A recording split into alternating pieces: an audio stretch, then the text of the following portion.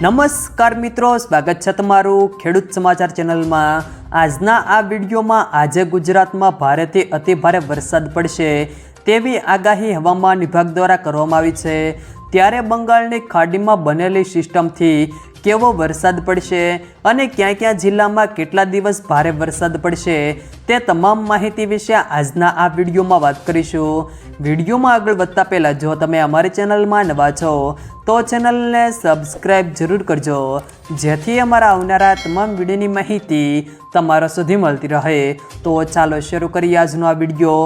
ગુજરાતમાં વરસાદને લઈને હવામાન વિભાગે આગાહી કરી છે કે આગામી 3 દિવસ ભારે વરસાદ પડશે, જેમાં વરસાદી સિસ્ટમ સક્રિય થતાં આગાહી કરવામાં આવી છે। બંગાળની ખાડીમાં જે સાયક્લોનિક સર્ક્યુલેશન બન્યું હતું તે મજબૂત બનીને હવે લો પ્રેશર એરિયા બની ગયું છે અને તેની અસર ઘણા રાજ્યોમાં વર્તાઈ રહી છે।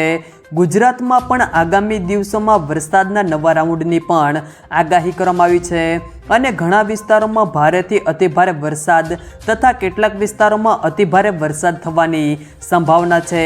હાલ જે વિસ્તારોમાં વરસાદી માહોલ છવાશે ત્યાં ગાજવીજ સાથે વરસાદ પડશે અને પવનની ગતિમાં પણ થોડો વધારો જોવા મળે તેવી શક્યતાઓ છે। ગુજરાતમાં આ ચોમાસાના મહિનાનો વરસાદનો છેલ્લો રાઉન્ડ છે, જે બાદ એવી શક્યતા છે કે રાજ્યમાં આ વર્ષનું ચોમાસું પૂરું થઈ જશે। ગુજરાતમાં 2 દિવસ ભારે વરસાદ વરસી શકે છે।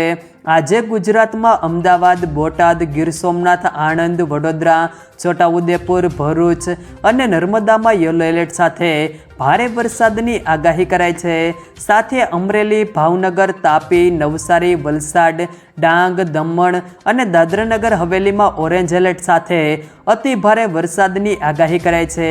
હવામાન વિભાગની આગાહી મુજબ 26, 27 અને 28 તારીખમાં ભારે વરસાદનું ઓરેન્જ એલર્ટ અને યલો એલર્ટ આપવામાં આવ્યું છે। ગુજરાતમાં એક તરફ ભારેથી અતિભારે વરસાદની આગાહી કરવામાં આવી છે અને બીજી તરફ રાજ્યમાંથી ચોમાસાની વિદાયની શરૂઆત થઈ ગઈ છે।